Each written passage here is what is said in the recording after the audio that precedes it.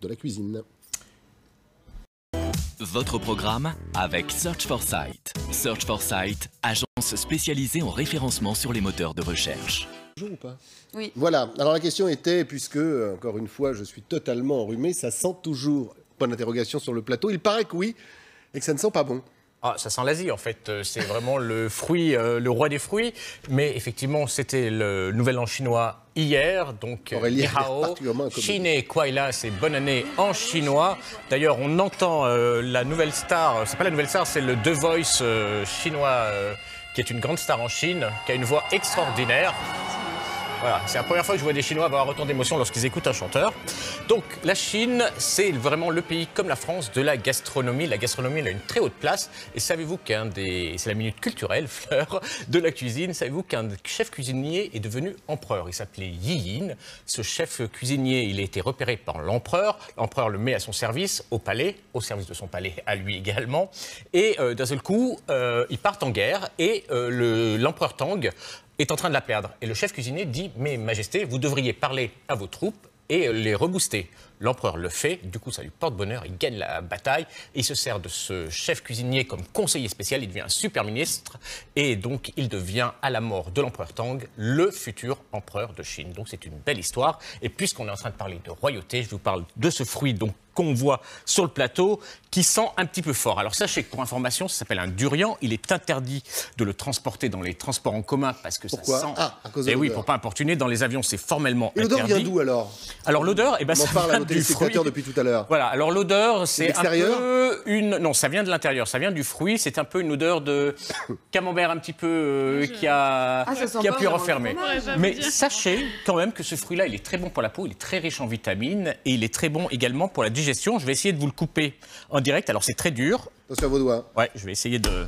Est-ce que ça sent plus quand il est coupé? Alors, ça sent plus quand il est coupé, mais là, ça va être très difficile. Il faut prendre des gants. Faites attention, faites attention. Attention, clac. Et après, on l'ouvre, voilà. Et ce que je voulais vous montrer, voilà, c'était le fruit, ici, voilà, qui est en forme... De banane, c'est ça qu'on récupère. Voilà, de haricots. Et ça, c'est absolument délicieux. Alors, je vous en ai apporté du déshydraté. Vous pouvez goûter et nous livrer vos impressions.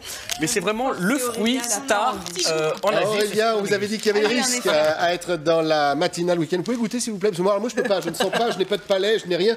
Donc, autant que je laisse profiter mes petits camarades. Alors, la première expérience est toujours un petit peu bizarre, mais on s'habitue très vite. Alors, vous allez voir. Le problème, c'est pas le goût, c'est vraiment l'odeur. Toujours l'odeur, même à... l'odeur, là, par contre. Mais alors, comment on fait pour cuisiner ce dorian si justement ça sent fort? Alors, on le mange cru comme ça. Les Chinois, ils adorent, ils sont fans de ça. Les Asiatiques, en général, sont fans de ce fruit-là.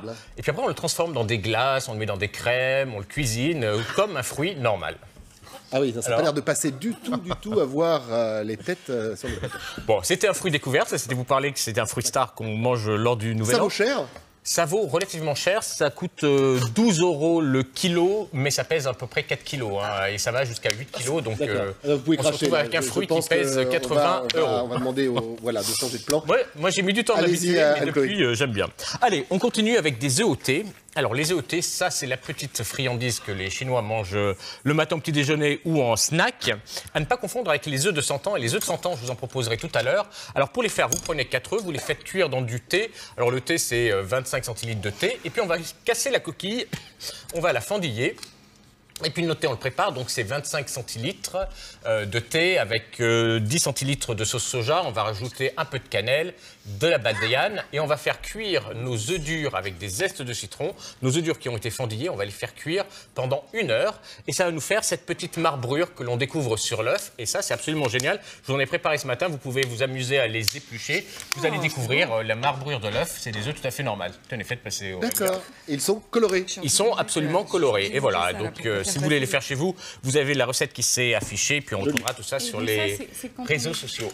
Quand on les a ouverts, et quand on les a ouverts, voilà, c'est comme ceci. D'accord, donc ça passe à travers la coquille et ça marbre les œufs. Et ça marbre les œufs, c'est magnifique et ça se mange avec des nouilles et ça se mange. Bon appétit Anne-Chloé. Je pense qu'Anne-Chloé essaye de faire passer le goût de ce fruit délicieux que vous nous avez proposé. Allez, un de mes plats favoris également en Chine, ça s'appelle la poitrine de porc à la bière. Et ça, c'est vraiment absolument délicieux. Alors vous prenez de la poitrine de porc, environ 800 grammes, vous la faites blanchir dans de l'eau pendant 5 minutes. Une fois qu'elle est bouillie, vous allez la couper en petits dés. Une fois qu'elle est coupée en petits dés, vous allez préparer un caramel. Alors le caramel, c'est 2 cuillères à soupe de sucre dans de l'huile. Et vous allez voir, ça caramélise très bien. Et on va faire revenir ces morceaux de porc dans ce caramel.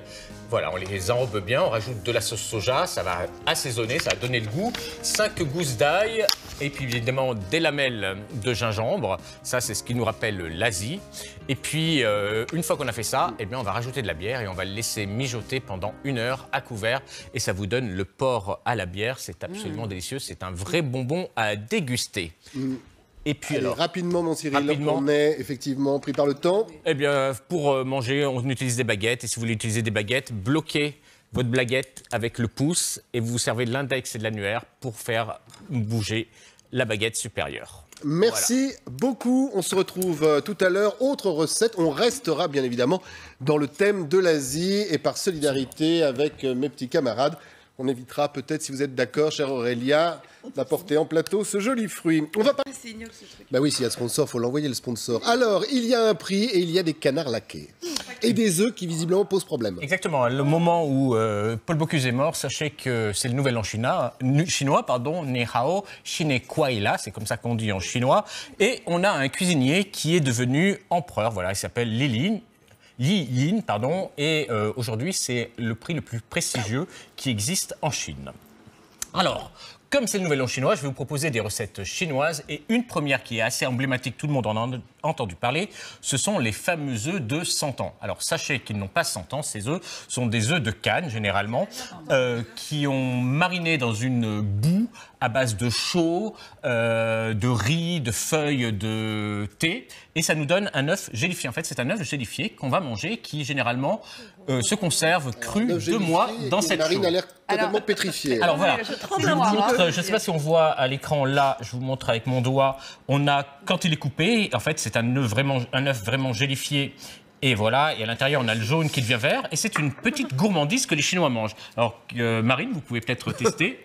Allez-y. Alors, vous le faites à l'européenne. Hein. C'est vraiment, vous croquez dedans comme ceci. Vous pouvez nous donner vos impressions. Alors ça se mange, ça se mange, hein, vous voyez, comme quoi. C'est un goût d'œuf. C'est un goût d'œuf. C'est un goût d'œuf, absolument. C'est un goût d'œuf, absolument. Ouais, oui. Et ça, c'est un petit plaisir absolument délicieux. Alors, on peut le manger avec de la sauce soja, avec un petit peu de gingembre. C'est vraiment très, très bon. Et on a parlé de l'œuf, mais on va parler du plat pékinois par excellence. C'est le canard laqué. Voilà, le fameux canard laqué. Alors, il existe en Chine plusieurs cuisines. On en a à peu près 8. Hein, la cuisine du Shandong, la cuisine du Hunan, je ne vais pas toutes vous les citer. Et la cuisine emblématique, c'est vraiment le canard laqué. Il y a un grand chef en Chine qui est le spécialiste de ça. Il s'appelle Dadong. Il mesure 1,90 m. C'est très rare pour un Chinois. C'est le plus grand chef chinois. On le voit à l'écran. D'ailleurs, c'est lui. Et il a créé une chaîne de burgers. Voilà, une chaîne de burgers de canard laqué. Et vous faites votre choix de canard laqué. Vous les dégustez comme ceci, vous allez voir, c'est absolument délicieux. Ça, c'est à Pékin, voilà, j'ai eu l'honneur de le goûter. C'est vraiment super bon. Et je vais vous expliquer comment on va le faire, ce canard laqué, parce qu'on est un petit peu là pour ça également. Alors, si vous voulez faire un canard laqué chez vous, c'est très simple. Eh bien, vous prenez, là j'ai pris une belle canette d'édombe. Alors, vous la faites blanchir. Blanchir, c'est que vous allez la tremper dans de l'eau chaude pendant 1 minute. Une fois qu'elle est sortie, vous l'essuyez bien. Et puis, vous allez faire des petits trous dans sa peau. Ça, c'est pour que la marinade la pénètre bien. Une fois que vous avez fait ça, vous faites une marinade à base de miel, de sauce soja. Donc, généralement, c'est 250 g de miel, 15 centilitres de sauce soja. On va rajouter un petit peu de cognac. Les Chinois, ils adorent ça. De la fécule de maïs.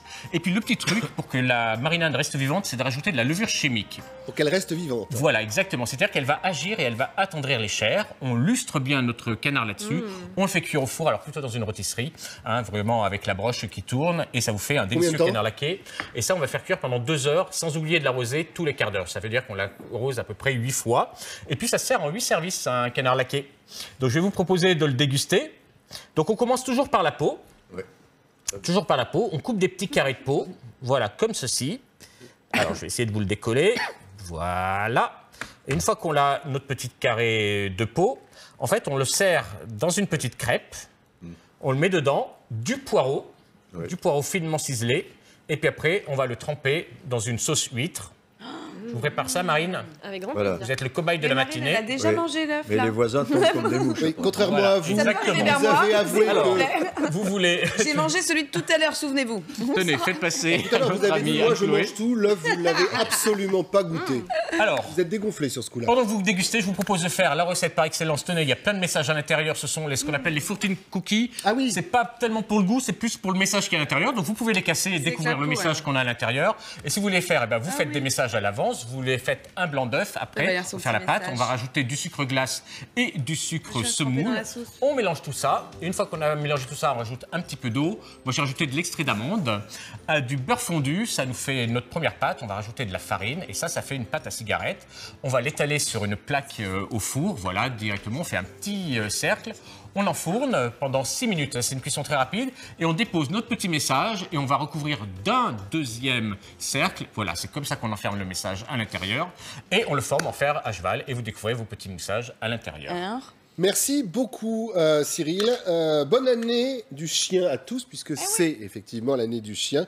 Cyril, vous avez été parfait comme d'habitude. On peut retrouver l'ensemble de vos chroniques sur votre site et puis sur le Facebook de la matinale week-end. Et oui, tout ça écrit juste sur ce petit papier. Est-ce que je peux lire mon message ? Merci à tous. Oui. La matinale LCI Week-end, le réveil qui fait du bien. Merci. Mais voilà, magnifique. Je ne sais pas où vous avez acheté ces petites pâtisseries, mais c'est extraordinaire. La météo.